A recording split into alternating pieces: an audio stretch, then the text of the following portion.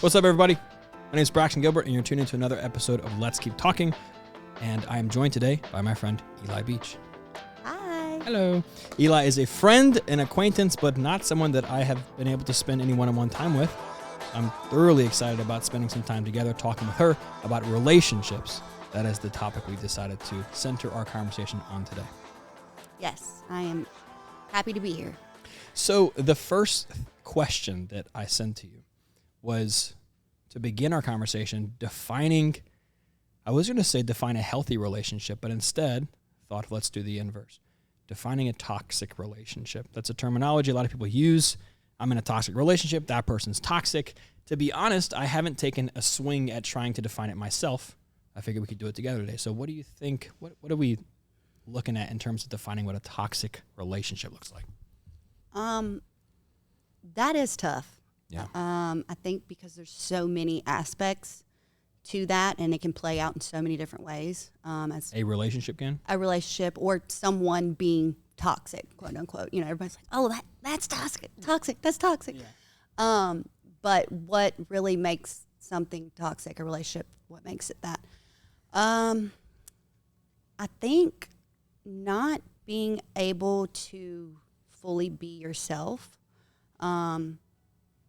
Or having to like become something that you're not. Like, I don't know, like if it's a lot of not trusting, a lot of, trust issues, insecurities, fighting, back and forth, in and out, hot and cold.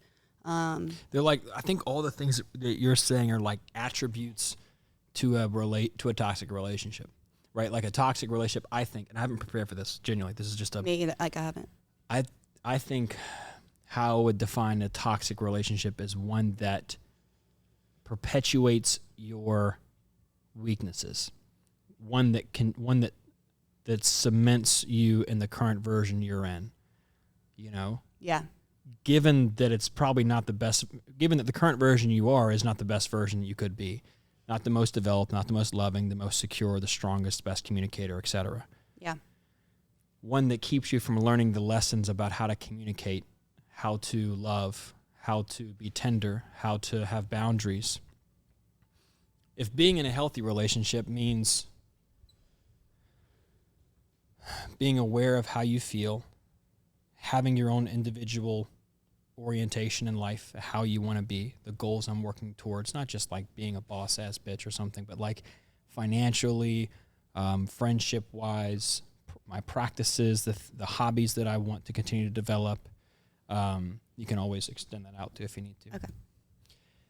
I have goals in my life and I'm striving towards those.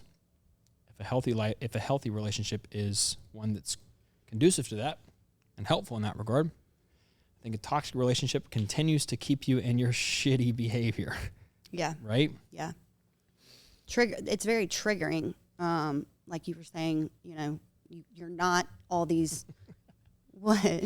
Toxic relationships are where your shitty coping mechanisms work greatly. Like where that's the protocol. It's to yell, kick, and scream, and to not communicate boundaries, and to get mad when someone doesn't read your mind. A toxic relationship is where you, in your current form, perform perfectly. Right. That's exactly there's what nothing wrong with you. Yeah. 100%. Yeah.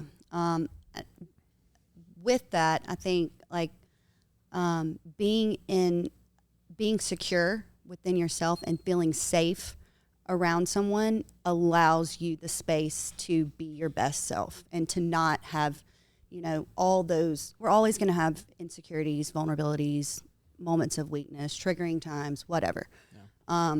But I think if you can find a partner and you can become that. So like if you want, I've really been focusing on like becoming what I want to attract, becoming financially independent and stable, becoming emotionally intelligent and self-aware. Yep. Tons of things. I'm focusing on that myself so that I can become more secure within myself so that whenever I do get with someone, even if it is really intense and passionate and like heavy chemistry, it's like learning from the past mistakes of like, okay, this triggered me in the past.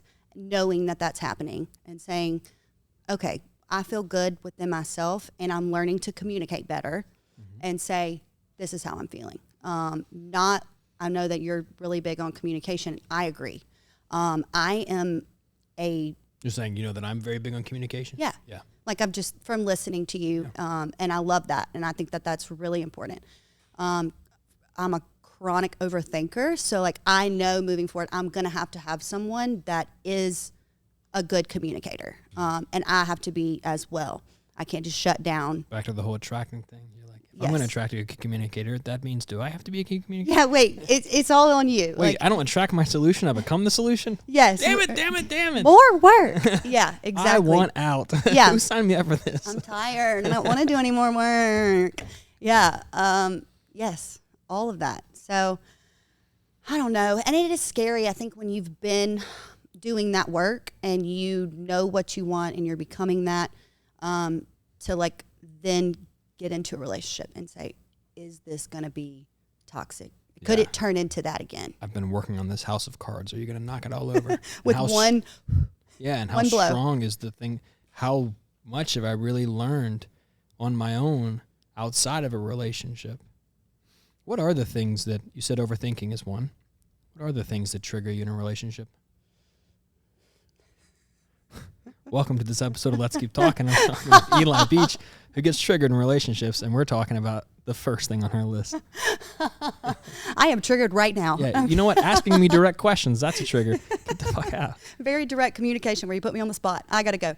No. Okay, that's a good one. Yeah, I got to go. Well, like, yeah, I very direct communication, don't put me on the spot. Yeah. Right? Learning to... Like making a decision about how I feel. Yes. Representing how I feel. And standing by the decision and setting the boundaries and keeping it. Because what am I afraid of? Like genuinely, like what am I afraid of? What if I tell you how I really feel? What might happen? I could reject you. I could abandon you. Those are big things on my list of. Then you think about the quote. I love this quote. I'm not who I think I am. I'm not who you think I am. I'm who I think you think I am. My identity is who I think you think I am. My ability to project what I think you're thinking of me becomes my identity inside my head. And the closer people are to you, the stronger that is. Okay, so what are you feeling about that? How's that land? A little bit confusing? A little bit. Yeah. So it's like who am I, right? Am I who I think I am? I think I'm cool. Yeah. Am I who you think I am? I think you're cool too. Cool, we agree. But you might think I'm lame. Shit. Now I've got two different decisions here. Either I'm who I think I am, which is cool, or I'm who you think I am, which is lame. There was an interesting philosopher who suggested a third option, which is your identity for most people is what you think people think you are. Like, you have someone in your life that maybe you feel really wise around. They ask you for advice and you feel like, here I am, the oracle of knowledge, right? I have experience, right? And I'm here to share that. When you're around them, you feel good. I feel secure. And there are some people that are intimidating and make you feel like, you know nothing. Yes. Yeah. And so, wow, that was weird. My identity changed, Yeah. Who I am changes based on the room I walk in and who I think the people in that room think I am. Like going to a family function. Does my family think I'm a ridiculous, meditating Buddhist, hedonistic, hellion? Mm-hmm. Right? So then that might be how I feel. And that addiction to that thought process is, I think, what makes us so fearful in relationships, because I'm so deathly afraid that my lover will think that I'll think that they think I'm ridiculous, or I'm so afraid that you think that I'm immature and undeveloped and a bad lover or a bad communicator, or that I'm just like all the things in my life I've run so hard away from being, which is not good enough. I'm deathly afraid that my partner will think I'm not good enough, because if they do, then they're probably right. Right.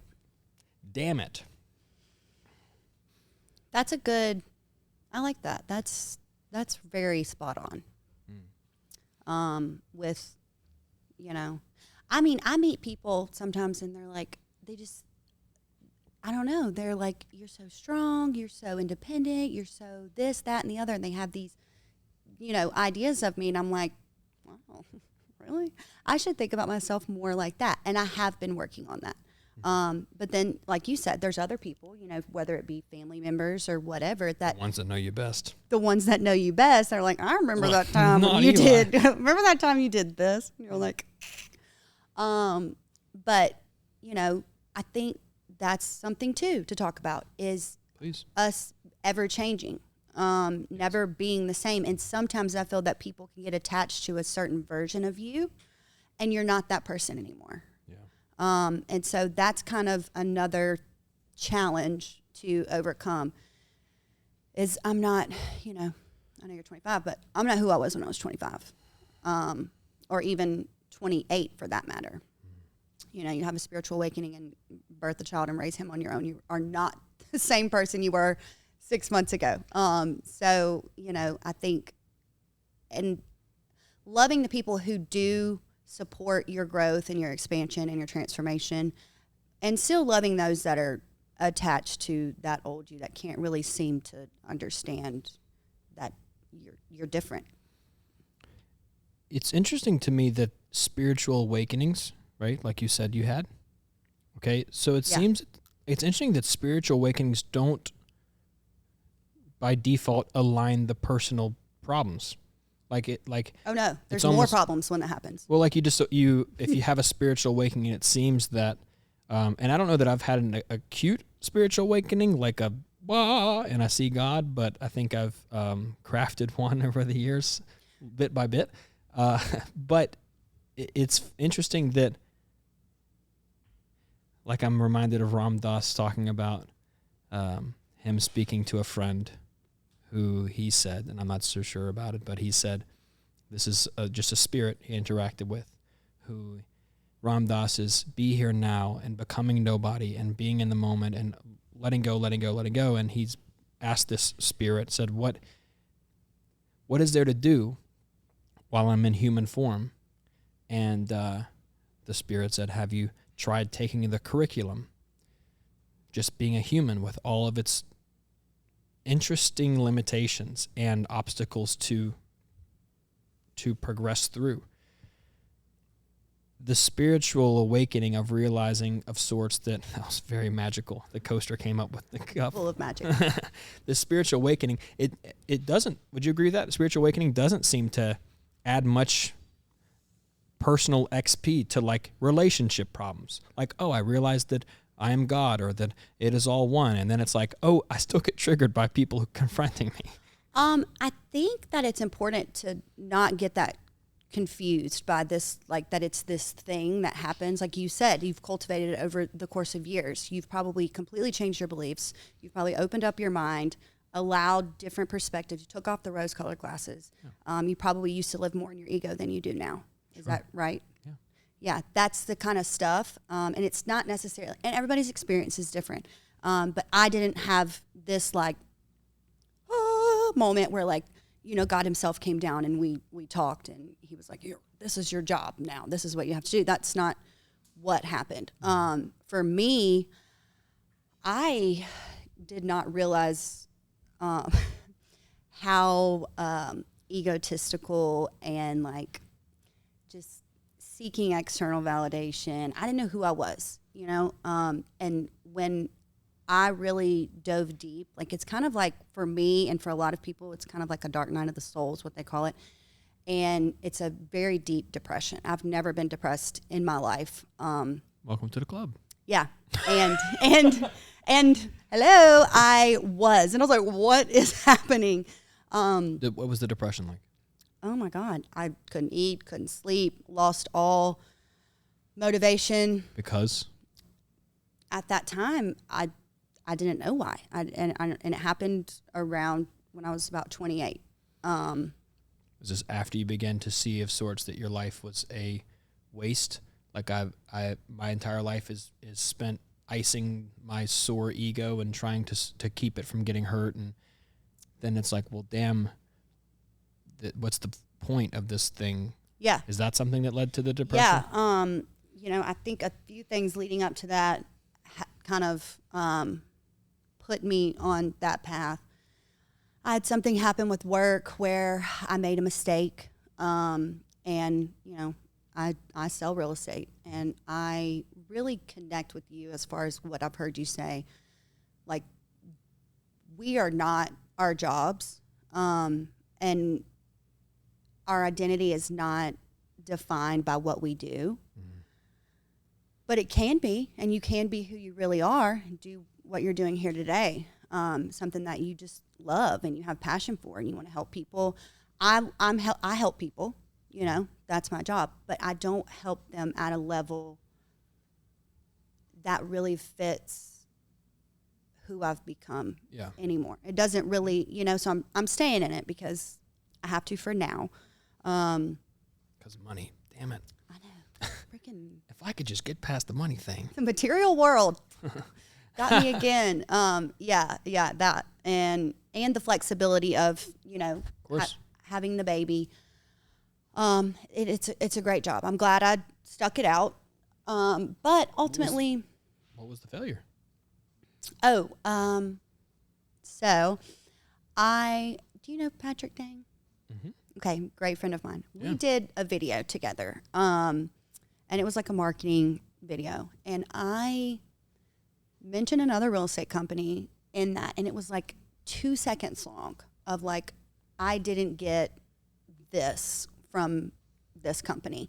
And so I kind of had to have sink or swim in the beginning of my career. And I swam. Yeah. And so through trying to be vulnerable or transparent and tell my story of like, you know, building everything from the ground up, doing all this, and just, I mean, we had real footage of, you know, actual shots of closings and walkthroughs and stuff. So it was months worth of work. And it was money. And the video was great. I think in like 5 days we had like 6.7 thousand views, like all these shares, all these people loving it. But I did not realize that one little second of saying something that wasn't even in my head derogatory in any way, I honestly thought that is what built me. I don't think I would have done well if I was spoon-fed in the beginning. And it was like, here's all the training, here's all the mentorship. Like, this is what I just learned by doing, and that's how I learn. And so that kind of blew up, that whole thing. You know, lawsuits were thrown around. An international company was really, really upset with me. I had to post a public apology video, and it was just like we had to take it down. And then everybody's like, where is it? What happened? And then, like, the general public didn't even catch it, you know? But it did offend a lot of people from the old office. And job. Yeah. And it just, it was disheartening. I was really sad after that. And I also I still don't, but not as much. I did not like it when I thought people didn't like me. If they were mad at me or I upset anybody or hurt their feelings because I didn't mean it in that way. Yeah. And so when that happened, that was this time in 2019. I just had my biggest real estate year ever. Prior to this video? Huh? Prior to this video? Yeah. That's still to date was my best year ever. And then it kind of just went. Because you closed up after that? Yeah. I kind of closed up after that. I broke up with a long-term boyfriend. That just great guy, you know. We had a wonderful relationship, but he just wasn't my person. Yeah. He was actually a very secure person, and I wasn't super triggered throughout that relationship. You know, we didn't fight. We trusted each other. We never went on each other's phones. No, there really wasn't any toxicity. But I've also had to look back and say, is that because the passion was lower? Is it because it's almost like someone who's so used to a chaotic lifestyle, always, even as a child. When things get secure and they get steady and they get boring. Mm-hmm. And it's like, how can I fuck this up? You know what I mean? Like, interesting, yeah. And I did. Very successfully. I'm successful at that. Proud of that. Yeah. Yeah. But also, long term, he and I did not want the same things. I didn't know if I ever wanted to get married or have kids, and I still don't know that. I mean, I have a baby now, but I just knew that I didn't want that to be completely off the table for me if I wake up one day and I'm 34 years old and my partner that I've chosen they don't want that.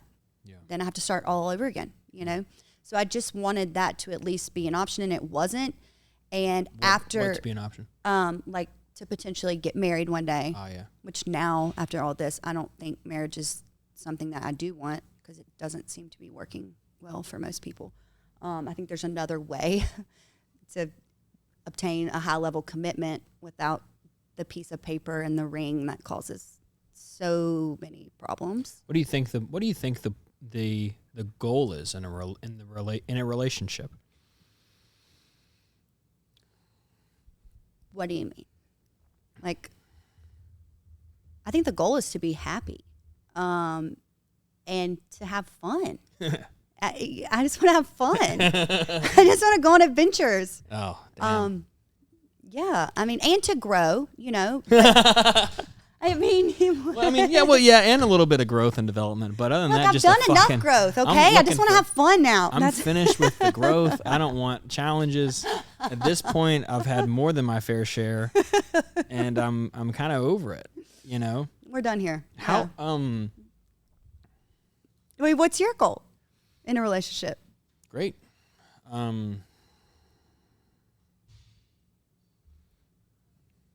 I have more, by the way. Okay. My goal, and I'm in a relationship right now. How's it going? Good. It's going good, but I hesitate too because it's challenging. It's a challenging relationship. Yeah. But maybe maybe that's the reason to be in one, something like that. Yeah. Because why is it challenging?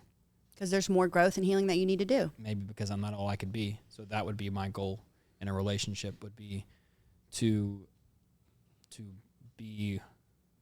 experience the life that's possible. I think about the feeling of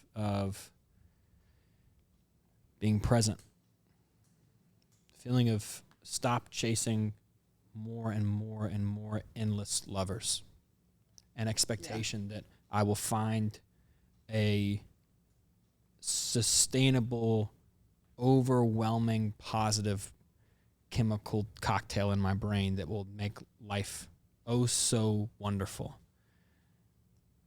Letting go of that and saying, okay, you can hold on to that if you want, Brax, for the rest of your life, some sort of a fairy tale, or you could cry for a second, let that go, realize that this obsession over more and more and more is the thing that actually stands in your way of enjoying what is.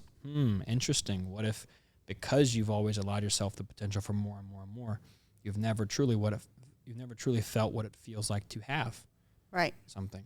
Yeah. And maybe that's the point of, maybe that is the point of relationships, is to have something, to be with someone and to invest in a relationship. And maybe we're now starting to venture further away from the idea of getting a relationship and then being happily ever after, and more about picking a partner that can help you create the kind of person you want to be. That's what I think about when I think about, why do I want a relationship? What's the point? Yeah. I mean, I know I said, Oh, and fun. And fun. I mean, I would like to have fun too. Don't get me wrong. I mean, I definitely would like to have fun, but I feel like that's the... that's a benefit. That's an extra bonus. Yeah, it's the extra leg room. It's the extra leg room in the flight to where you're going. It's like, this is a very nice addition. You're having fun. But like... Well, I think that it's important to know that someone is an addition. You really have to become all of these things on your own, because and learn interdependence within a relationship, I think, is important. So like knowing what you bring to the table, what you want to work on, who you want to become, whether that be a great partner, a great communicator, a great father one day, a great husband, whatever, if that's, in your cards. And and not, I think a lot of us get so like fixated on the idea that there's going to be someone that's going to come and save us from ourselves, or someone that's going to inspire us enough that we are going to get to that like unattainable person that's in our head of like, well, if I just had the right partner. Yeah, they'll overcome your insufficiencies. Like they will be so damn satisfying. You'll never long for another lover. Right.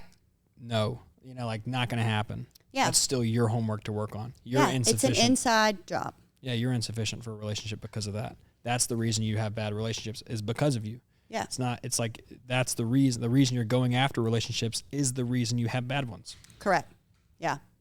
And learning, I think too, again, having an abandonment wound for me personally, I've really the past 3 years been working on, I want to get to a place, in all aspects of life. I want an abundance in every aspect of my life. I want an abundance of health. I want an abundance of happiness. I want an abundance of prosperity, family, friends, all the things that I do really have. And I look at it every day and I'm so thankful for everything that I have.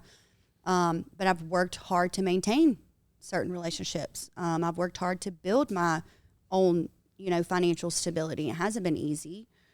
I still struggle with that. I'm just, I'm kind of like out in the middle of nowhere, like land sometimes. And it's like, hey, come here. We have to pay our bills and set up spreadsheets and get with your accountant and do all, these like material like things. Mm-hmm. I'm very like, la, la, la, la, la, and so working on that may be easy for some people, but for me, that's been a challenge and I've done it. And it's not easy for anyone.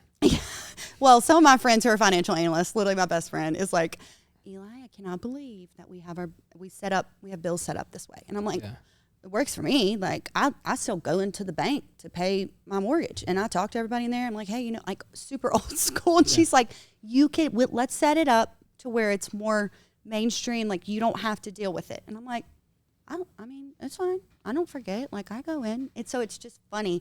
But working on all of that and realizing that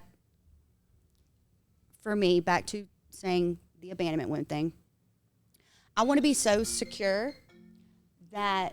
Real quick pause. Okay. That's my phone probably. That's... Probably spam. Yeah. All right. Yeah, totally me too. Abandonment. Yeah, the abandonment wound. Getting to that place where if someone leaves me, I'm fine. I'm fine financially. I'm fine emotionally. I'm fine. I'm just fine. Okay. That's the work. And and not coming from a place of lack in any area, so that like I'm not staying with someone because they financially provide for me. I know people who can't leave because they financially can't be on their own, or emotionally they cannot be on their own. They can't be alone. Like I go home to an empty house at night, just me and my baby, and I love it. And like not getting stuck there, because that's a whole nother toxic trait, is like the I'm stuck in my bachelor lifestyle because it's easier this way. But being fine on your own, taking yourself on dates, taking yourself to Bali for 2 weeks randomly after your spiritual awakening, which we'll get back to that. I was like, bye-bye, got to get out of here. But like being okay on your own, and again, doing the work, it's an inside job, and not expecting someone else to make you feel whole. Like, you're my other half. Yeah. You're my better half. All right. No. I am whole all on my own. If you're down for this, I'd like to take a few minute just bathroom break. Yes. And then I'd like to bring the conversation back, starting with how our fears, a little less magic on that one, how our fears creatively make their way back into our lives. How our fears, we conquer them and they show up with the mustache disguised as something else. And a hat. And a hat. We'll be right back. Good? Rolling. Cool. Rolling. We're back. Fears.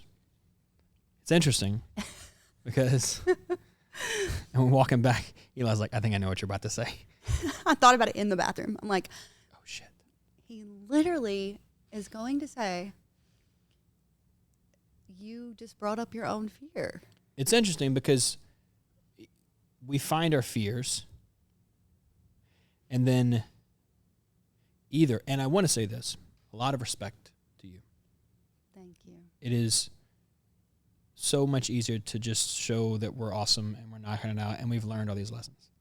It's so much more relatable and such more of a beautiful thing to do for your fellow humans to say, yeah, that part sucks too. Yeah. And that's about how I feel. The depth of that is wonderful. It's interesting because we find our fears and then it seems to be there's an option of, yeah, that's a strong fear. And, that could happen. It seems like it always could happen. Being left, right? Someone could leave me. Yeah, that would really, that would suck. I could see why I'm afraid of that because that would really suck a lot. And then feeling it or doing something, some type of engagement with that feeling. And then there's another option that's like, yeah, that would suck. Let's make sure it doesn't happen. And then I do everything I can to make sure I never feel the letdown of being left. Is it an advantage? Is it a better option to fear the storm and build up an even stronger hatch, batten down the hatches, I think is the phrase? Is it better to do that? Or is it something that says like, yeah, getting left sucks. And it happens, and it's always a risk. Yeah, I mean, it is. To love is a risk. To open up and let someone in is a risk. The bigger the risk, the bigger the reward, or so they say. Something like that. But, back to what I was saying. Become all these things so that if someone leaves you, you're fine. You're not. Yeah. It's still a subconscious fear that I have. So protecting myself from being left. Yeah. What about just being left? Yeah. What about just being left? Yeah. What about that? Fuck no. Absolutely not. No way. When you really cannot be left, I figured this out, and that's what I'm currently doing. You don't date anyone. Yeah. No, I'm kidding. I just haven't found. It's very true. It is. That's why my life's very peaceful. Like, I'm really happy.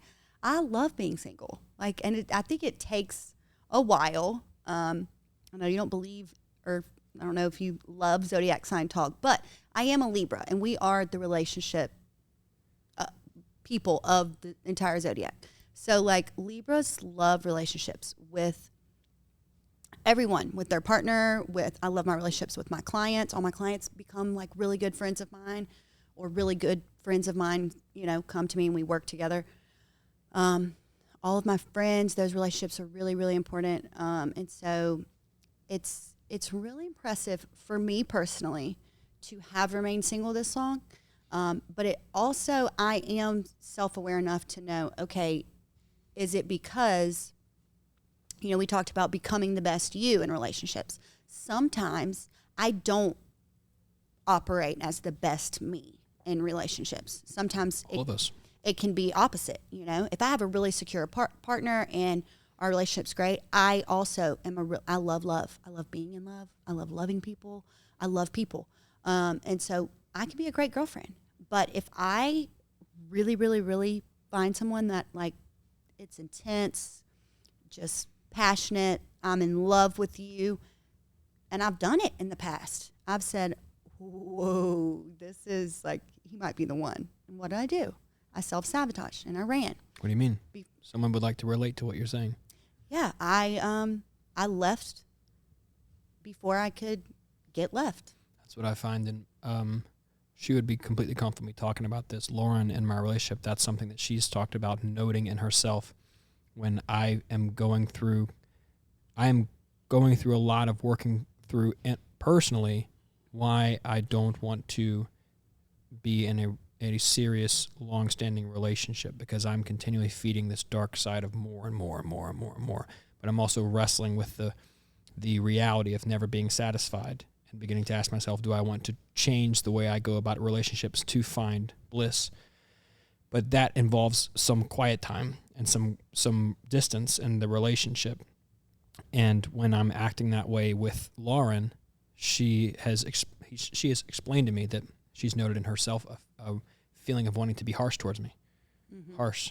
Because if you're pulling away from me and maybe you're going to leave me, I'm going to leave you before you leave me. I'm going to stop caring. So it brings me to the thing that I really wanted to talk about. And you too are an example of it. An anxious attachment style and an avoidant attachment style. Mm-hmm. Avoidants need that space. I'm the avoidant. You're the avoidant. They need that space to, and a lot of avoidants, as children learn to, not that they had a necessarily bad childhood or anything like that, but a lot of them just, whether it be from being an only child or whatever, they learn to self-soothe. They learn to kind of like deal with their own emotional needs, like without the opinions of others or sure. like really the help of others. And sometimes it can just be, you can be in that attachment style because you don't really like confrontation, or you just need your own space, to process things. An anxious person needs constant reassurance. They want that high level communication. They want to know that when you take that space, you're not getting ready to leave them. Yeah. And that's a good thing I can do on communicating on my side, saying, hey, I want to let you know I'm really dealing with a lot right now. And so if I'm a little distant, that's why. Yeah. And then her work would be to allow you that space and yeah, to she does a good job of that. Yeah. And to be secure in that and know that, like, okay, just because he's not being super responsive, or because he's not coming to this thing with me that I invited him to, or because we're not spending our entire weekend together, or he may even want to go out and run errands on his own. Someone whose love language, which we can talk about that next, is quality time, and someone who operates from an anxious attachment style, that could really trigger them. Like, if you want to go run errands on your own and it's Saturday and I'm not coming with you, like, I'm not doing anything. Why am I not coming with you? Mm-hmm. And you're like, chill. Like, I need a minute, So learning to like really communicate that and set those boundaries and respect each other's boundaries, it really does help. I, however, am the worst of both worlds, what they call a disorganized attachment style, and that's anxious avoidant. I'm both. Mm-hmm.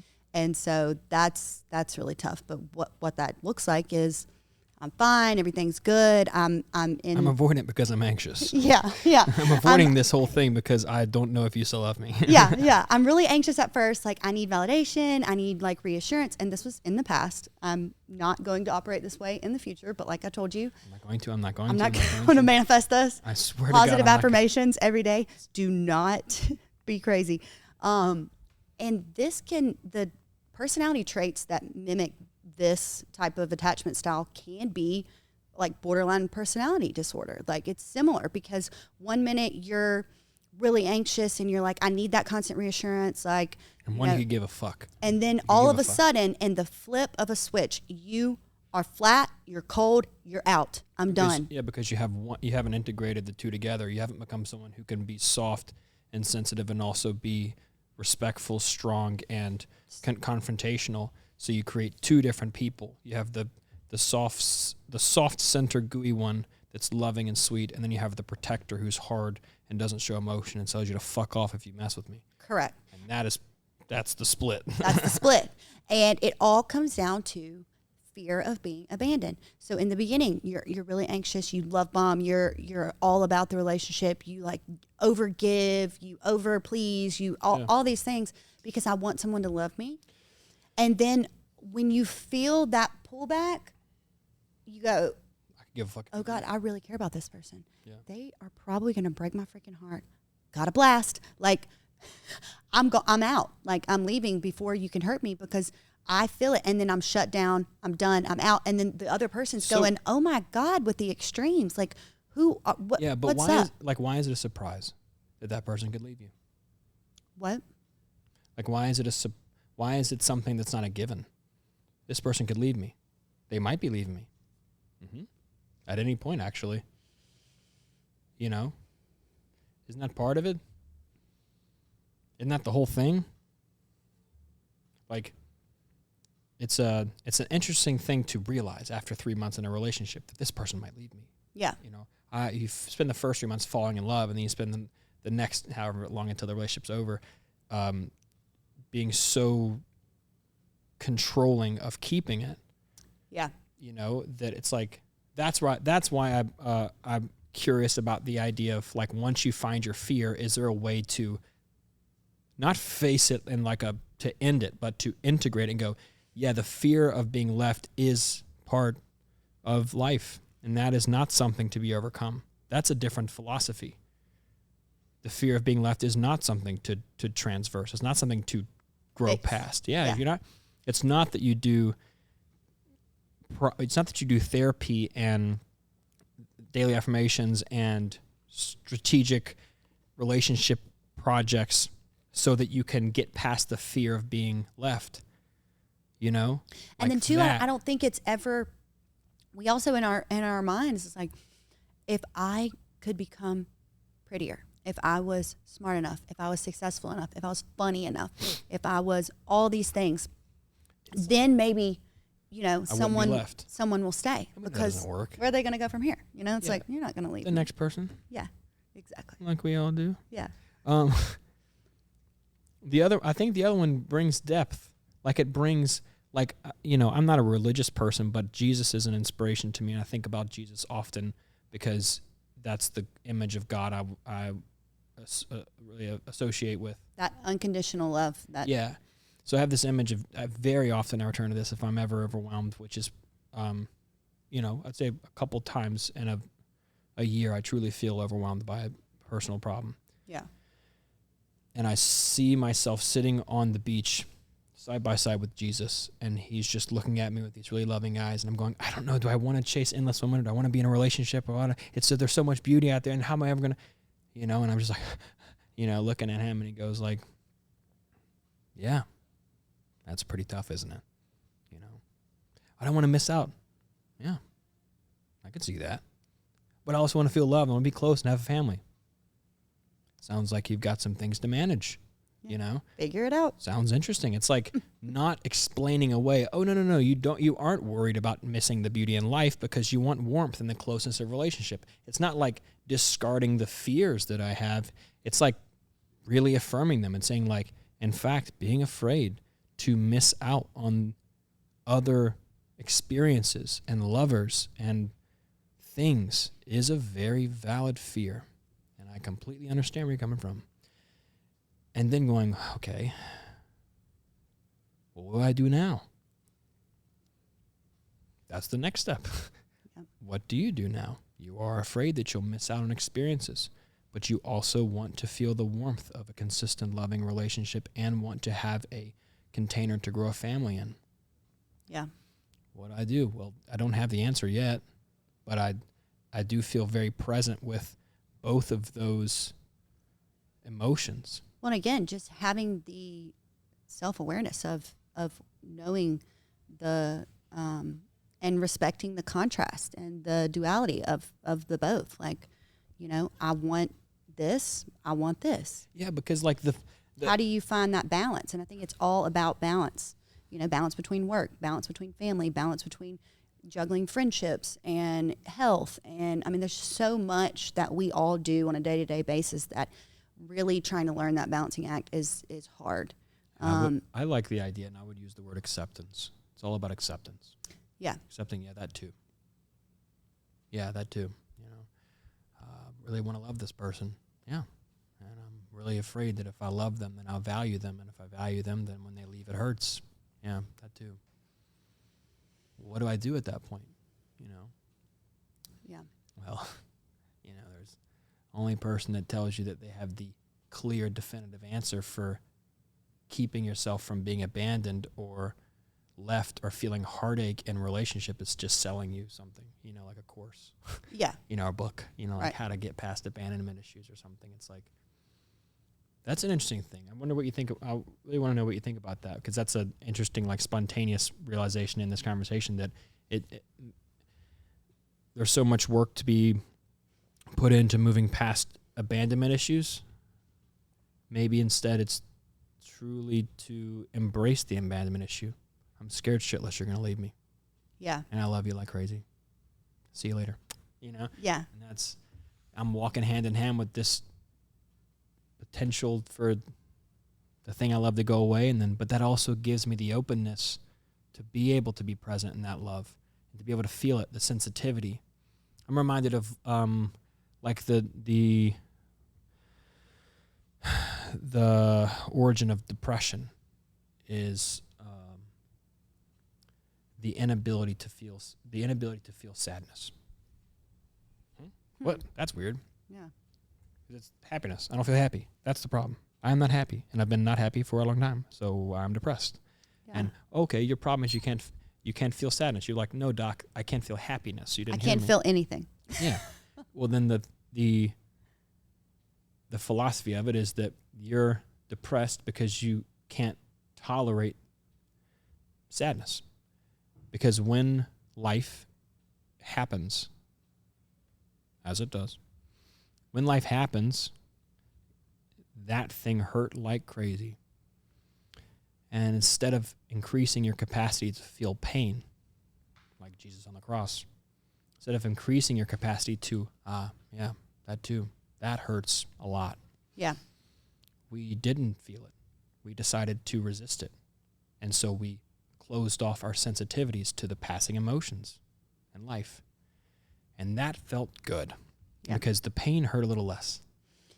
And numbing out, like yeah, avoiding. And then something weird happens when I'm with a friend and we're having a good time and we're cheersing our drinks to Forever Young and life seems to be fun and like celebratory.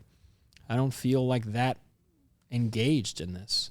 And the philosophy of it is that you now are not only desensitizing yourself to the pain, but now you're missing out on the things that make life worth living, which is also the upsides.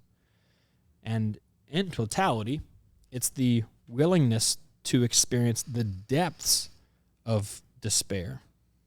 Not voluntarily. That's what's important.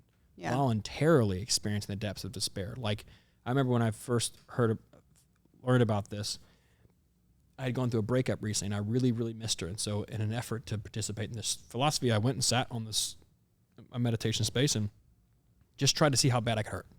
Just try to see how much I could hate the fact that we are not together, how much I could sob, and how hard, like, where is the pain? How do you feel it? How deep do you feel it? How does it, you think it hurts now? Try to see if it can really hurt. How far down can it go? And God, it's like my heart is, I thought it was breaking. It's just fucking being crushed and just pissed on by the whole world, you know? And how do you feel? I mean, a lot worse than I did when I sat down. I feel like I've reached the bottom. Yeah. And then it's like this voice, not externally, but there's this feeling that arises that goes, yeah, it hurts. And then it's like the resistance from the pain. I realized that there was a large part of the negative experience was resisting the experience. That it wasn't necessarily the pain so much that I was afraid of. You know, it was what I thought it was going to be. Yeah. And it went down real deep, but I realized I was strong enough to feel it. Yeah. And that was a transformational point for me. Have you ever done acupuncture? I know that's random. No. So I did that in Bali, and it's like an old, like, ancient Chinese medicine guy that was there that everybody was like, "You've got to go see him. You've got to go see him." He not only did acupuncture all over me, and I released so many emotions. And he, like, sits down, he grabs your hands, grabs your feet, and does all these, like, weird things. There's no, like, questionnaire, like, you know, he didn't ask me if I had any, you know, things that he should not pop my back while I have needles in my face. Like, he didn't care. He didn't ask anything. He just starts working on you.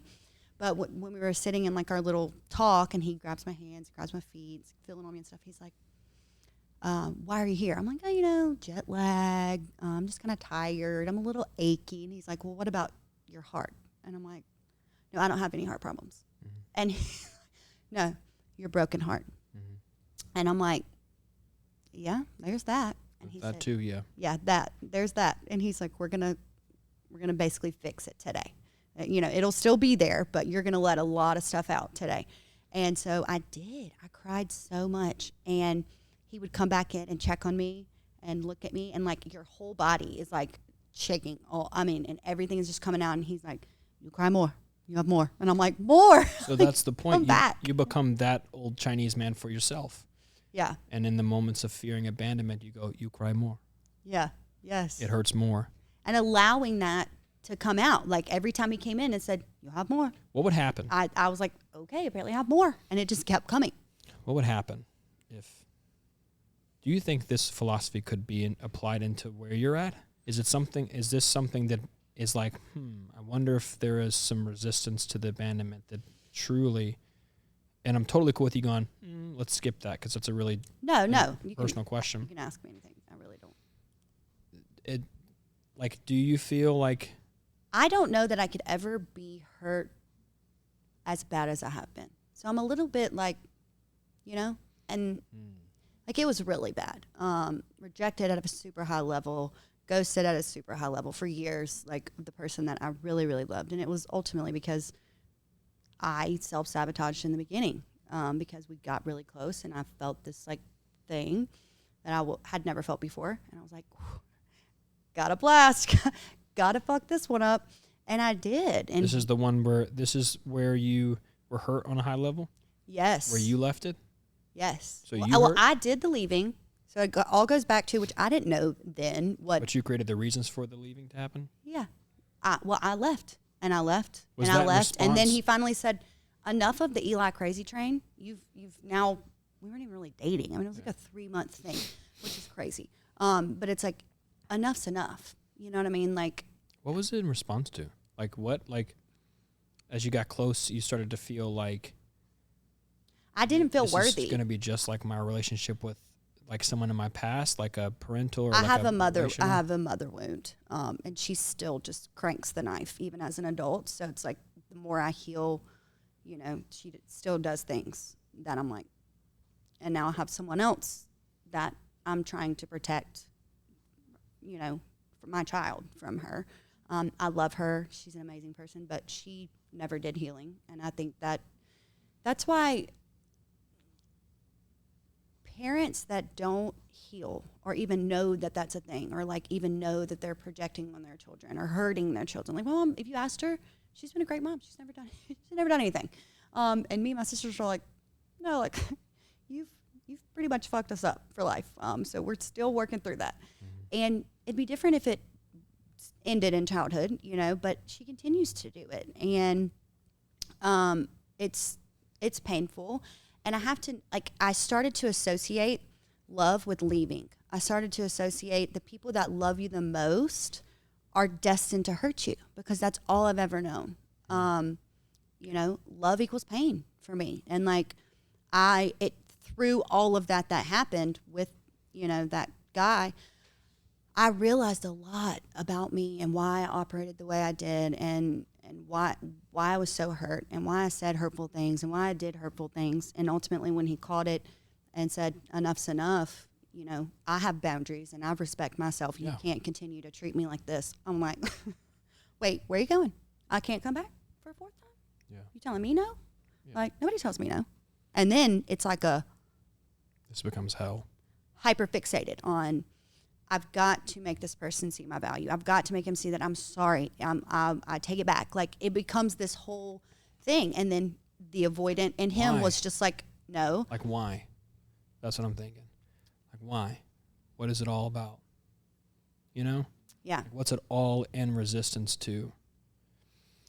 I think for me, it was all destined to happen and fated to happen because the growth that I've had in the past 3-4 years would have taken me 4 guys in 10 years to narrow all this down and do this work and become who I've become. And like you said, the healing never stops. The work never stops. And really having acceptance to that, I think is important, and knowing that I don't have it all figured out, I haven't tried and true, tested out all my theories, if you will, or the self-work that I've done. People do come to me for advice and I am able to help them. But it's like, can you listen to your own advice? When the time comes, what are you going to do? Are you going to resort back to past toxic, wrapping it all full circle here, toxic behaviors? I had those, but it was because I was hurt. I didn't even know that I was hurt. So I would hurt people. I left before I could be left. I really cared about someone. And for me, because of my childhood and because of the relationship that I have with my mom, that equates to you're going to hurt me. So I'm just going to go ahead and bow out now. So does it have to be, because this is what I think of my relationship with my pain. Does it have to, and again, this is a really deep question, so feel free to just entertain it conceptually instead of answering personally if you'd like to. Is there a unwillingness to accept, what'd you just say? I don't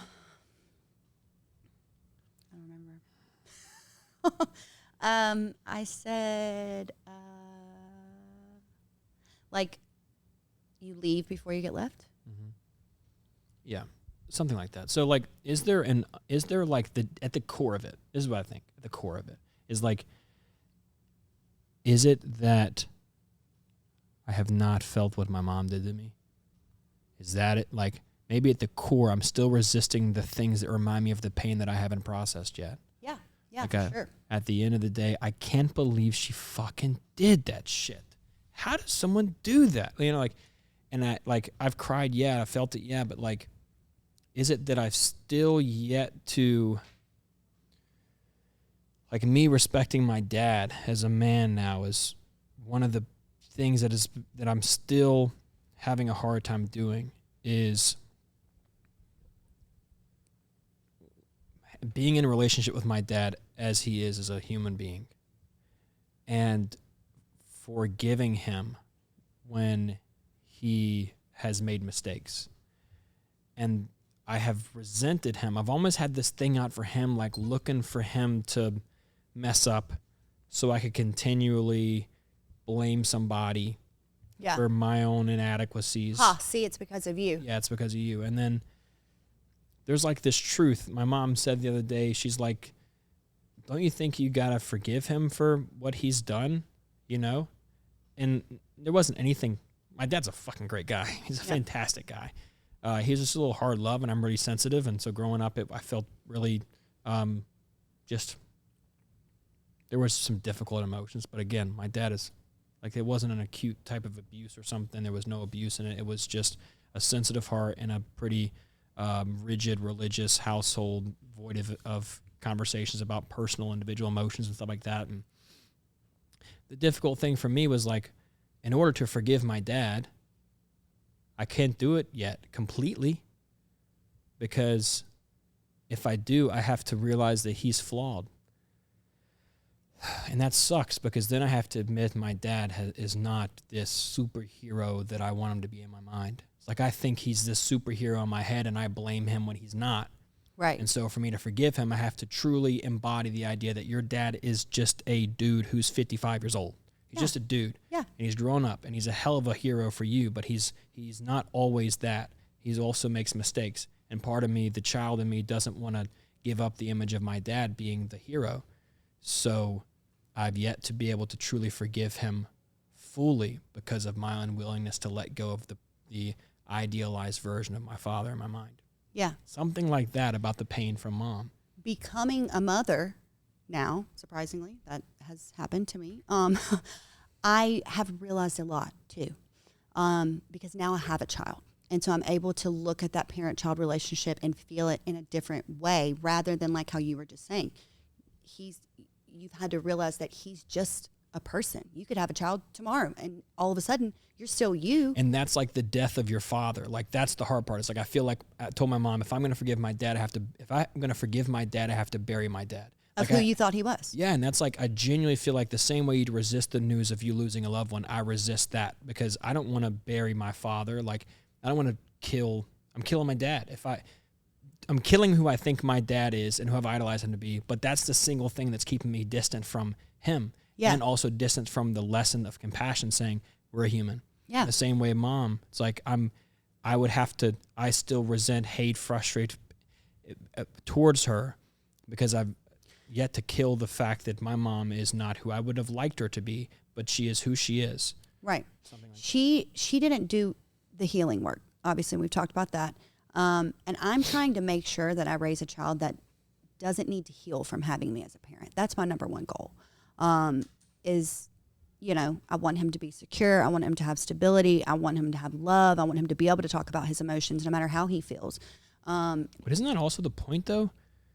What? Like, isn't the point of life to heal from the ways you were hurt? Like, isn't that like fundamental in the existence? It really comes full circle. So now they have to create their own wounds. Yeah. And then then you do that when you're 30. Well, my mom never did. She never realized. And like her thing is the drugs. Okay. I'll just be honest. She's addicted to pain meds. You know, she broke her back and her neck. She got in a really bad wreck. And like, it's been that ever since. But even in my young days, like as a child, that was her thing. And I always asked her, I remember when I was 8 years old, I was like, the drugs are me. Like, make a choice. And she never chose me. And, you know, she would leave to go to rehab, or she would leave to go to jail. She would leave because she got in that really bad wreck and she had to move across the bay and live with my granny. And I was abandoned again and again and again and again. And I was never chosen. Did you ever understand why she made that decision? No, but Something now like I know that? that it's because she didn't love herself. She never learned self-love. She never did the healing. I always Or thought she was addicted to painkillers. Well, yeah, she was. That's probably a more real, less she didn't love herself.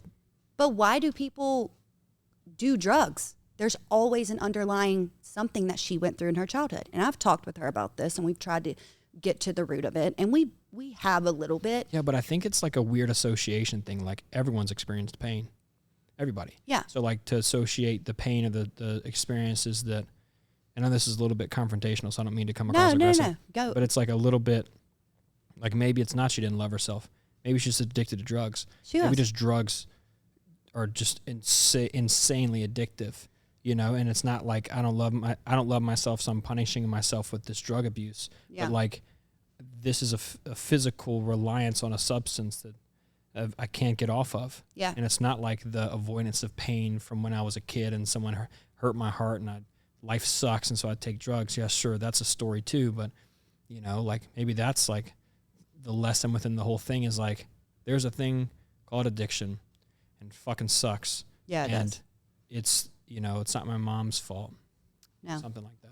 You know, and I have forgiven her. Like how you said, you know, to forgive is to kind of not forget, but bury almost that version of that person that you're so attached. Like you're almost bonded by that thing, whatever it is that you can't seem to let go of, that you can't seem to forgive. And if you do, then who is that person to you now? Do you feel like you've forgiven her for not choosing you or forgiven her for being addicted to drugs? I have forgiven her for, in the greater sense, not loving herself. Not loving herself. Not loving herself. Because if she did, and she did, there was times in her life where she would get clean and be fine. But I realized through having my own child, if let's say I was to get addicted to something, I would never do that. Because number one, yes, I have a lot of love for my child and I'm his sole provider in every single way. So I can't do anything. I can't possibly not be there 100% for him. But I love myself enough to know that I would never even try anything, you know? It's an interesting premise this whole thing rests on. Do we only hurt people when we don't love ourselves? I'm serious. No, I think a lot of it stems from that. Hurt people. If you're hurt and you're unhealed and you do things like, I mean, I think, you know, I realize that it's like an interesting extra layer to throw on interpreting human behavior. Yeah. Because like to think that when people cause pain, it's because they don't love themselves. I don't know that I would agree with that. Well, not necessarily that they don't love themselves, but I think that when people cause pain on other people, it's because they themselves are in pain. And I'm not saying that this is a blanket topic, as everybody that has substance abuse, yes, most of them do have things that they've struggled with, and it comes out in their life, and they do these things because they're coping with something that happened. Yeah. And that's their way of dealing with it, rather than going a healthier route and saying, hey, why do I feel this way? How can I heal from this? How can I love myself through this? And not I'm not saying that someone who's addicted to drugs and chooses that as their avenue doesn't love themselves. Maybe they do. But for my situation, if my mom could have chose a different way to deal with whatever it was that we've talked about with her, it was never about me.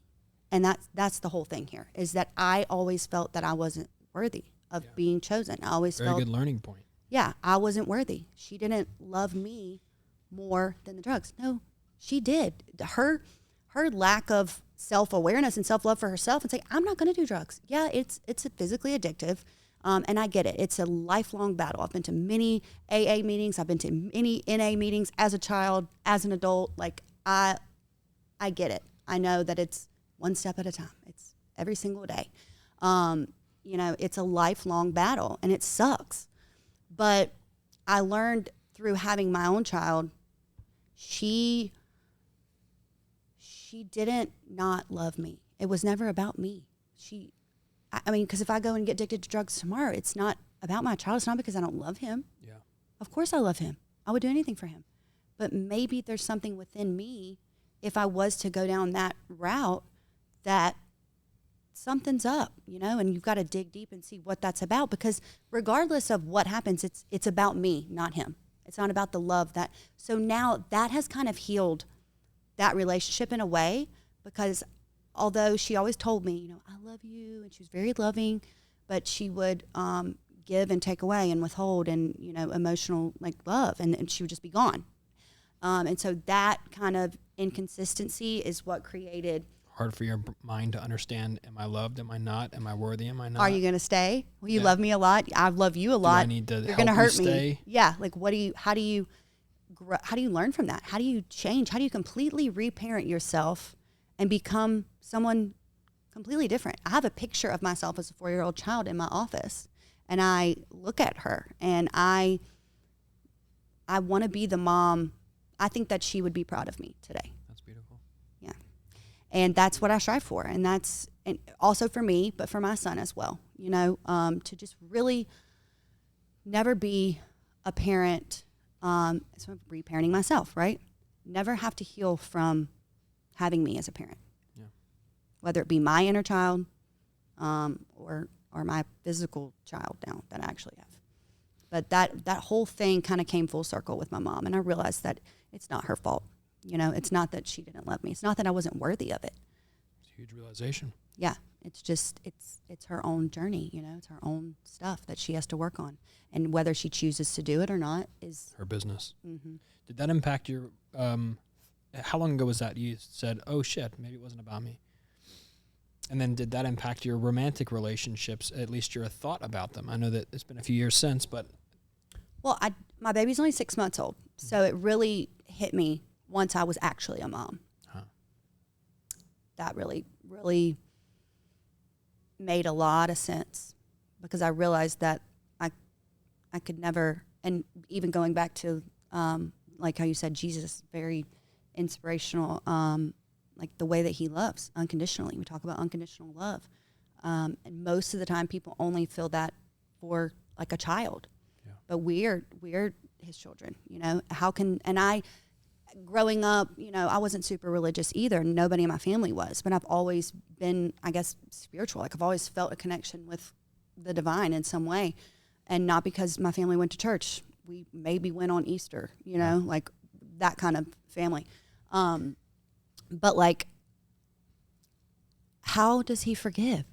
How do we have grace that never ends? How does he give us mercy when I've done all this? How can you still love me? How do you forgive me? I know I ask for forgiveness and it is given. And I'm like, I don't understand the transaction here. It's not transactional.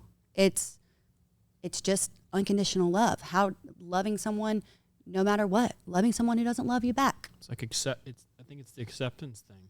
Yeah. Like, it's not like loving, like in my mind, it's not loving someone no matter what, because I think that could be like taken as like that can get dangerous. Yeah, you're like, I'm going to be committed to you no matter how you treat me or something. But it's not having it's compassion. Not acceptance of unconditional like behavior of like bad things. But you have compassion for people, including yourself. Yeah. And it starts with yourself, and that's how you're able to see other people as they're not perfect. And that's where the relationships are so interesting, because it's like we are so intolerable of people's imperfections in relationships. You know, like we become people's police. Yeah. Make sure that you are regulating yourself properly, how you ought to be in all areas, because you're my partner. Instead of like seeing with the eyes of Jesus that just says, hey, I love you. Yeah. You know, I hope you're doing all right. Yeah. You know, and if there's any way I can support you in your life, I will. But we could never earn it. We could never deserve it. And I think that's important to remember in the aspects of, in the eyes of Jesus, you know, and like realizing, I think, again, through having a child too, there's nothing that he could do.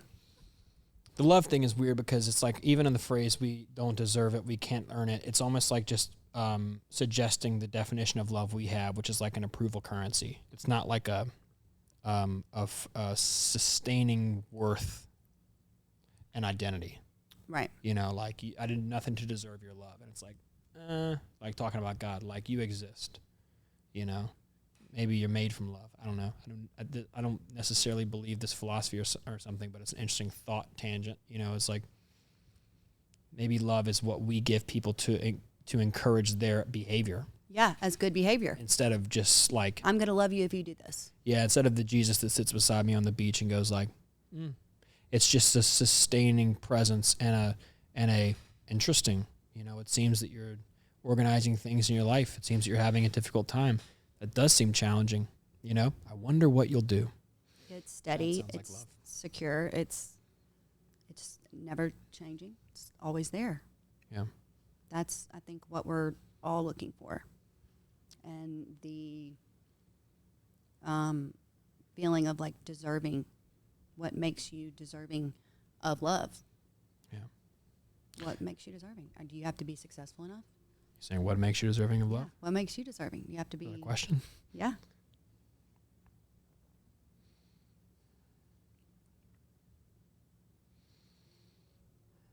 What makes you deserving of love? How would you define love?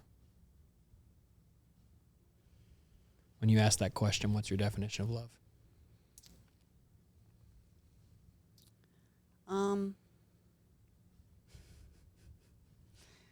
That's Applause? the applause of men. Or is love the security of your self-worth being affirmed by other people? Is that what love is? I think that that's what I used to think that it was. What makes you deserving of love? If love is applause, then entertaining, stimulating, interesting action makes you worthy of love. If it's applause, then sure, do something interesting, entertaining, Right. stimulating. If love is something like the phrase namaste, you know, the part of me that is God, or the part of me that sees past this illusion, sees the part in you that sees past this illusion. We are the same, separated by a body. If that's love, like the part in me that is always here and is an ever worthy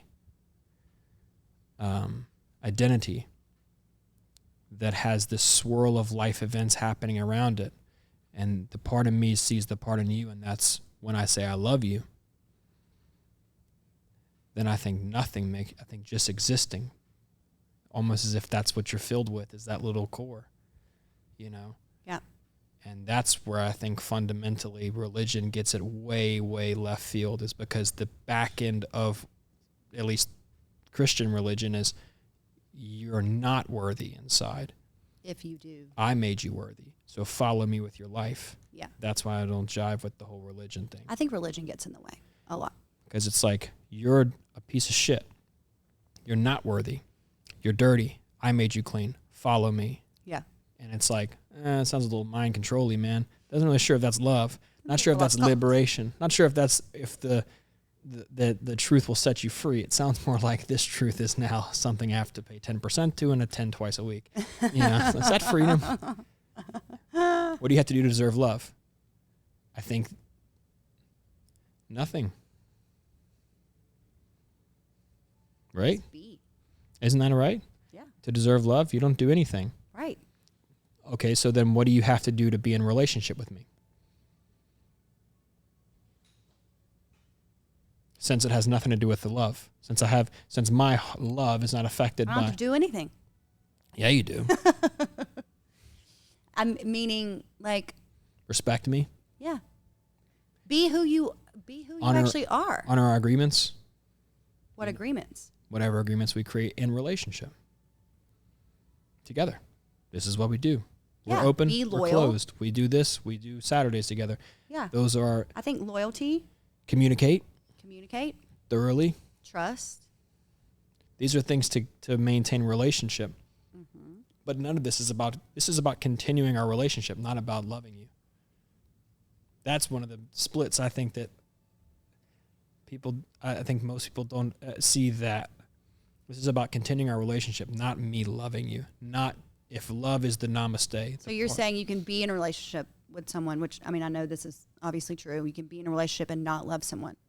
No, I'm saying you always love people. The love I'm talking about, you always love every person. You love them. The part in you that sustains your worth and your identity of being just as deserving to be here having this experience as you do. I love you. I see you, and that brings itself out more in the life of like Jesus. Jesus is love, right? So it's like seeing people with the eyes of compassion. That's love. That has nothing to do, your worth, nothing to do with our relationship we're having. That is a absolute steel constant, never changing. Your worth and your love, who you are, and the saying, I love you, I see that part in you that's just like the part of me that never changes. All the attending to your personal behaviors and the pain you cause for other people or not, that is what we're talking about. If we're going to be in a relationship, it's the way that we treat one another, but it has nothing to do with the fact that you're worthy to be here. That's the thing. It's not like you're worthy of love. Here's 20 of them. Yeah. Good girl, go do it some more. Yeah. But you're worthy to be here. You're deserving to be here, just like I am. And I love this saying, like, realizing that your worth, regardless of what you've been through, it's like, if I handed you a $20 bill right now and it's completely crumpled up, would you still want it? Of course. Because it's still $20. If I rubbed it in the mud and put dirt on it and stepped on it. That's exactly right. Would you still want it? That's exactly right. Yeah, because it still has its worth. Mm-hmm. And, like, it's so important to remember that just because someone has an inability to see your worth or to, like, validate you in any way, that doesn't mean that you're not worthy. Yeah. And if you're down and out and you're crumpled up for a little while, doesn't mean that you're not still worth it, like, and also I think you're worth the wait, learning to like work in the waiting, learning to like in the waiting, like I've been waiting, but I've been working. I've been like working on me, working on all the things that I want in a partner, because like attracts like. I can't get to my person, and that sounds like my person, like whatever, but you know what I mean? Like I think I want a partner. I want a teammate. I want someone to build some big stuff with, to really change the world. Like, and that sounds crazy. And I don't think if people don't laugh at you when you tell them your dreams are not big enough, I believe that. But like to get there, I have felt like I had some stuff to figure it out. I had some work to do. And meeting that person I will be put to the test, like, am I going to ruin something because it's really good? And like, kind of slip back into those old fears of like, it's here, he's here. My manifestation, like right in front of me. Like, are you ready? Like, He's a little shorter than I wanted, but that's a. He's young, he's short. Also, like, giving the universe, give that space. Like, I have this list of, like, all the things, you know, like, I'm looking for. And through all the relationships that I've been through, you know, which is a lot, I've learned exactly what I'm looking for. And I learned what I will never settle for again. And you have to go through that stuff, I think, sometimes to learn these things. But, like, also giving a little bit of space for the universe to kind of play with it. Like, not be like, you know, like, for example, you know, I'm a tall girl. So one of the things on my list is, like, I have to have a tall guy because I can't wear heels if he's short, you know, like. That's where it gets off from me. You know, like, but I'm manifesting a 6'3" NFL quarterback to slide in my DMs. No. Who also is aware No of one his comes emotions. in my DMs. Like, literally no one ever hits on me. That's the other thing. And I think I must be doing well that, like, no one even tries to talk to me because it's like, only person that has came in my DMs was you, like, talking about something like this, which is incredible. I was like, hell yes, I'll do that. But, like, I'm not even attracting people that are, like, just wanting to hook up. Like, hey, what's your Snapchat? I don't have a Snapchat. Like, I have a kid.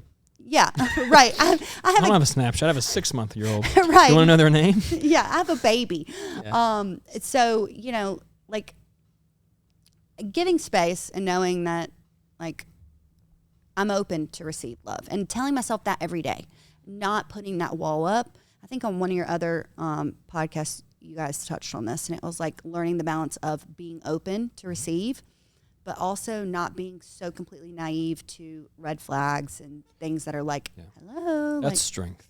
Yeah. That's strength. People mistake it. Is it you're not strong because your walls are strong. You're strong because you can experience life. Yeah. That's it. It's not strict walls. It's not how thick you are against it. You can't fucking hurt me. Yeah, you can. You can hurt me to hell. You can hurt me all the way down. There's power and vulnerability. Yeah, but I don't lose my. I have voluntarily opened my heart to the disappointments in life, and so if you're one of those, okay. Yeah. That sucks, but have I not cried before? You know, like, and it's so nuanced, and when people talk, you can hear whether they're talking from a place of pain or a place of, or like a false strength, like of formidable, like fortress of concrete. Oh my God. Your sharpest sword won't pierce my armor, and it's like, what a lover. You know, can't wait to fall in love with you. You know, Did you wear your armor?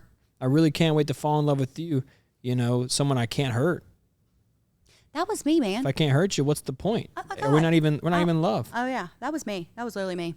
I was so stuck in a distorted masculine energy for so long, and that's another reason why guys What do you mean by distorted masculine energy? That's why guys never hit on me. Women love me, like women who love women, love me, and I'm like, what? I don't understand. So now it kind of all makes sense, but I was stuck in survival mode. And I've got to provide for myself. I've got to be number one in my company. I've got to get the applause of men. I've got to be. You're stuck running from the feeling of being abandoned. Yeah. That one. Yeah. Yeah. And like when you're, you know, we all have masculine and feminine energies in us. And I've really had to learn to balance both now that I'm a mom and a single mom. Because I am the provider. I am the protector. I am the nurturer. I am that, like. It's like the not needing. It's like, is masculinity the running from fear of being abandoned? Is it? Because I don't think it is. No. I think the masculinity is maybe something about the provider or the leader or the penetrator, the driver, the changer of the circumstance, and then the feminine is a nurturing, seductive, material beauty in life. You know. I wonder, is it distorted? I've never been able to step into that though, like because of the lifestyle of running from the pain. Yeah, and because of it'll get you, man. I'm my own boss. I'm doing this. I'm building my business from the ground up. I'm number one. I'm making money. I'm, you know, and it was also very, very, very ego driven. And when I, through spiritual awakening, all that stuff, started to take off layers of that ego, I got down to nothing. I was like, who even am I? Because my entire personality is a reaction to being afraid of pain. Yeah. Right? It's like, well, and who am I? Like, if I'm not living for other people, if I'm not like driven by example number one, being number one in my company, I always had to be on that top 10. Like and I wasn't doing it because I wanted to help people. I was doing it because I wanted to be the best. I needed to be the best. Yeah. Difference. I wanted to win. Yeah, I needed to be the best to feel. Want is nice. Need is desperation. Desperado. Yeah, I mean, I really coming from a place of lack. Like I have to be. Like if I post a picture, I need likes. You know, I want people to think I'm pretty. I want people to think I'm smart and successful and funny. We all have an innate ability to want to look good and be right. Right. It's funny. It's like a lifestyle protection. Yeah. And it's like, that's the whole, like, you can't hurt me. I think that's the whole, like, affiliation with masculine energy. Like, is it masculine or is it just protective?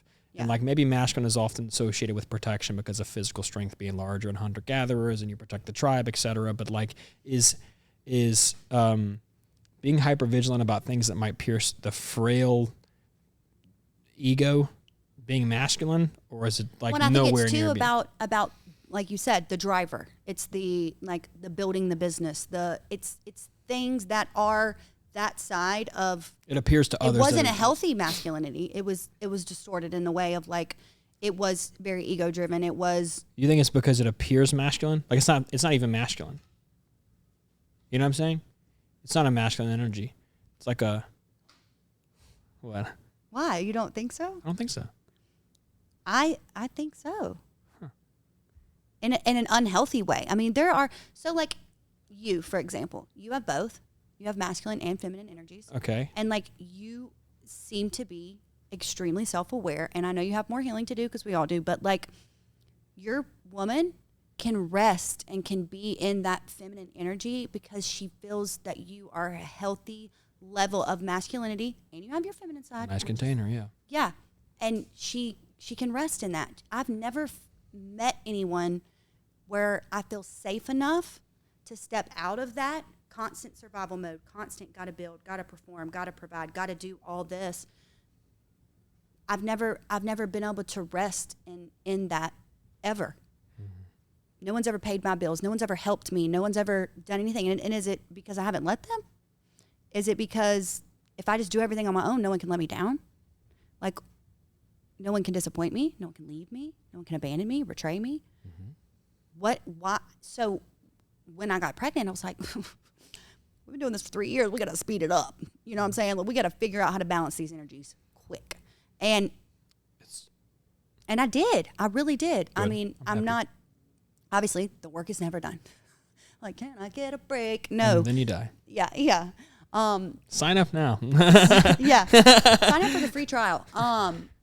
But like really learning to balance that. And I think it's going to help me when I eventually am in a relationship I couldn't even, for example, in the past, when I say like I was in a distorted masculine energy, I go on a date, right? And the guy's like, I got the bill. You got the bill. I got the bill. I got money. Okay, I don't need you to pay for me. Do you mind if I disagree with you? Yeah. Is it those words, distorted masculine energy? Is it those? I think or is it the fear of being let down? I think it's accumulation of a lot of things. But that's definitely a driver in that energy, yes. Absolutely. I just feel like it complicates it further. Well, it's all very complicated and complex. It is very complicated, which is why we want to be specific with our terminology to try to understand it. Yeah. You know? I think it appears masculine. I don't think it's masculine. Like, and my intention is not to disagree with you. My intention is just to dissect the question. You can totally disagree with me. Like, I respect that. I think it appears masculine. I don't think it's masculine. I think if I walked around with my chest out and talked loud and was boisterous and talked over people, I'd appear confident, though it's from insecurity. It's not confidence. Right. It's reaction to insecurity. So I wouldn't say it's a distorted confidence. I'm just insecure as fuck. Yeah. Right? Yeah. You know what I'm saying? So it'd be like, that too. Is then the project to balance my confidence, or is the project to be present with the insecurity? You know what I'm saying? It's like to balance the feminine and masculine, or is it to realize this isn't even masculine at all? It's just I'm scared of shit, so I'm protecting myself, and it's like I won't even let you pay for Applebee's because I'm like, But why? Why wouldn't I let someone pay? because then you have Because power I can over provide. me. Then you have power over me. Yeah. If you pay, now I'm subject to you because I'm still caught in this whole power. It makes you think that I need you. Yeah, And I don't need anyone. And so because then, why do I not need anyone? Yeah, but then the question is like, why is my life about proving that to somebody instead of just going, thanks for paying for dinner? Right. Being accepted. And that was really good. Do you want to pay for the next one? Yeah. Or do you want to do it 50-50 or something? So with balancing the energies, learning how to accept gifts, learning how to accept help, more back to that, the masculine chases, the feminine accepts and attracts. Like, that's just kind of, obviously we can go into different variations of this and go for days and days and days on how it's very complex and it breaks down to different fears and different things.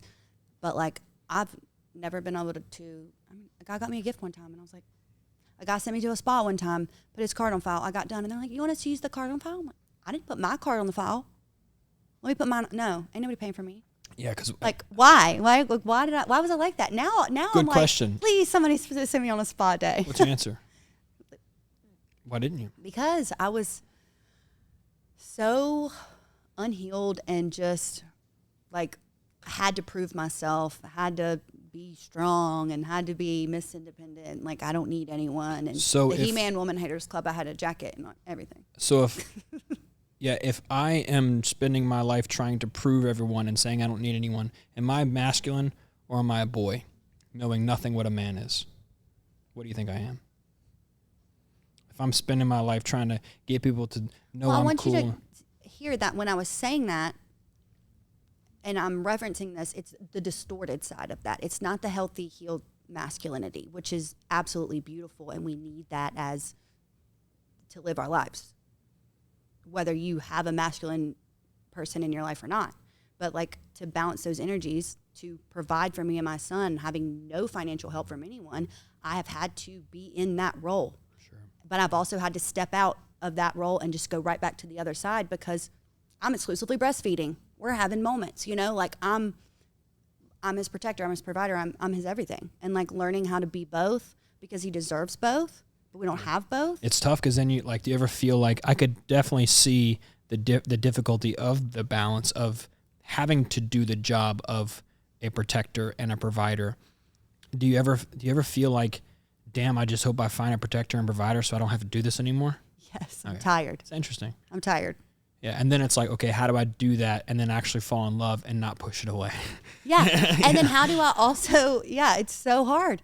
And then it's like, also, damn it. Yeah, and how do I like meet someone that I can explain to them and them like have a level of understanding that I'm not using you for money. I'm not dating you because you have money or because you can provide for me. I don't need you. I want you. And that's like if you want to say distorted masculinity or false masculinity, that's like a false masculinity of, I feel like I have power over you because I pay for your food. Right. Instead of supporting the things that I want to care for. Yeah. Someone who wants to provide for me, someone who wants to help me. Let me take some weight off your shoulders for once. Yeah, if I'm respected because I paid $50 for dinner, I have a very low bar. Yeah. The bar is on the floor. The next guy could do that. And some guys still can't reach it. And so, it is what it is. So I've just said, you know what? I'm going to just keep doing me, keep working, keep being open to love, open to receive gifts, abundance, prosperity. And I've done that in my business and it's worked. I've done it with the universe and it works. Like, things just, I really, really, really wanted to be on your show. And then you were like, hey, do you want to come? And I'm like, I thought you'd never ask. Yes. Because I love what you're doing. And I'm really proud of you. And I think it's, now what exactly, if you don't mind me asking, this is kind of off topic, but so you decided you still are doing the gym thing, but what kind of like brought you to this situation? There's nothing I enjoy more than having conversations about things that matter with people. Yeah. And I think that I think a really worthwhile thing to do if I'm dying in 10 years, I think that the coaster's just loving that cup. I just think if I look back, if I die in the next 10 years and I go, what did I do with my life? I would have liked to put time into something that I think made a positive impact past my own like work.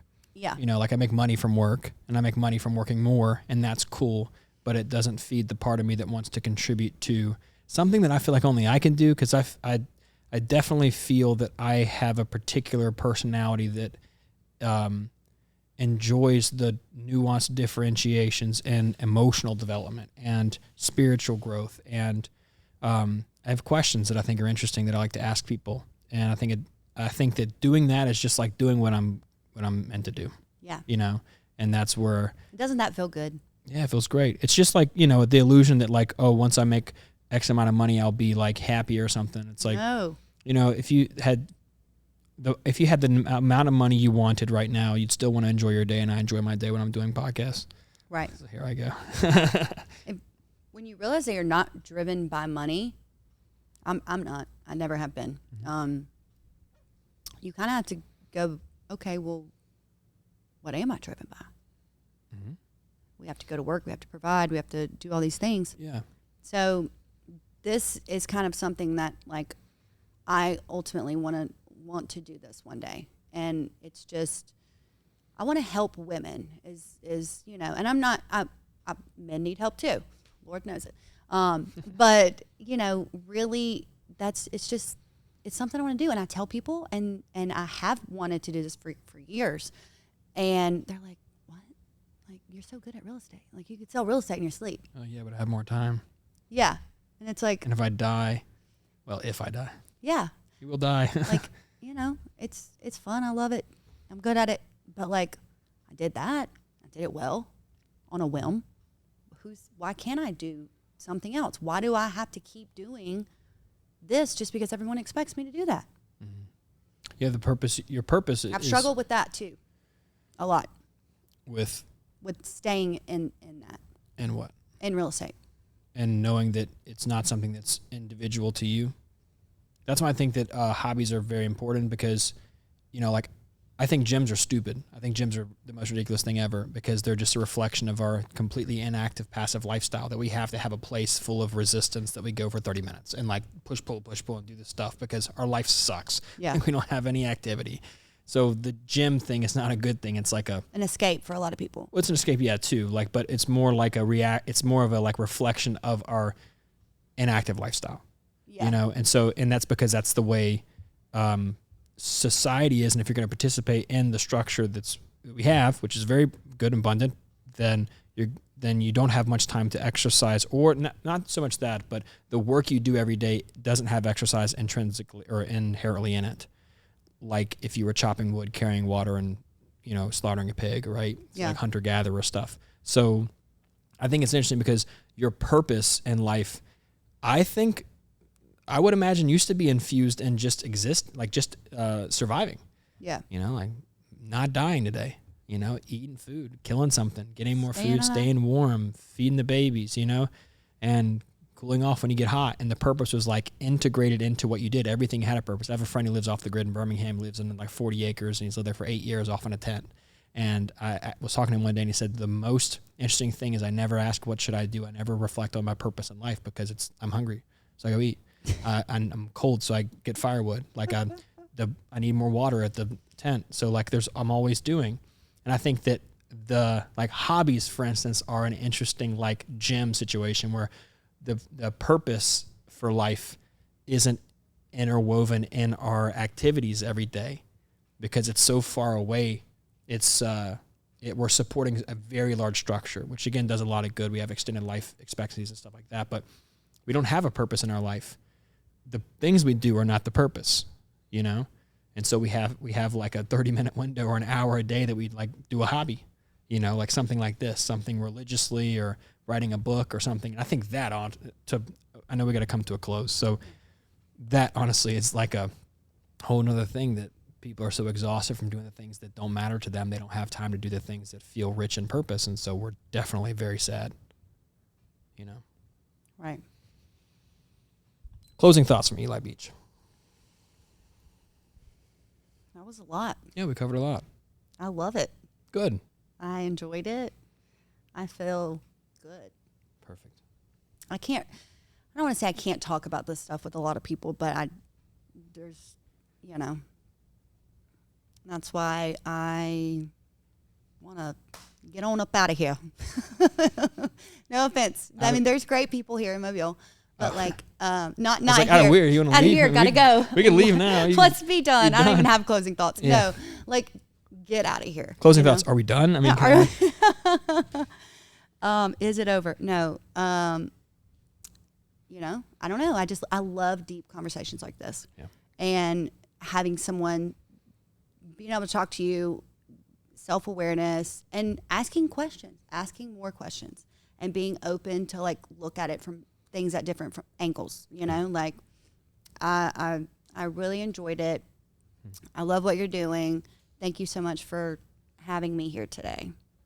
I really appreciate you spending time, and I really appreciate the vulnerability and the honesty that you spoke from. Yes. I know that everyone will benefit from that, so thank you for being here. You're welcome. Thank you. Peace.